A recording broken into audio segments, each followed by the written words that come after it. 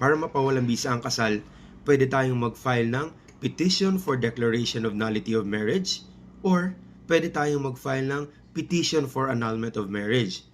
Para mapawalang bisa ang kasal, kailangang merong ground. Kailangang ang kasal is either void or voidable under the family code. Kapag void ang kasal ninyo, ang ifa-file ninyo ay Petition for Declaration of Nullity. At kapag voidable naman ang kasal ninyo, ang ifa-file ninyo ay Petition for Annulment.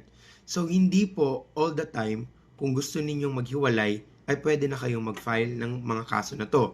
Kailangang merong grounds. Kailangan ang kasal ninyo ay sinasabing void under the family code or sinasabing voidable under the family code.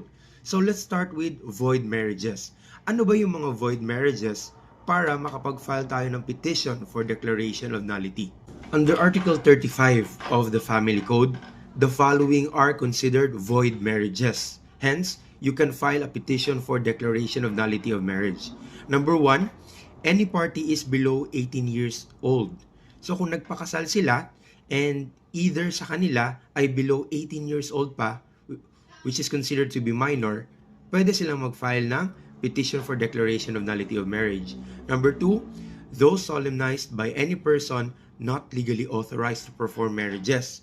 So kung wala pong authority ang priest na yan or walang authority ang pastor na yan and kinasal niya kayo, that marriage is considered void.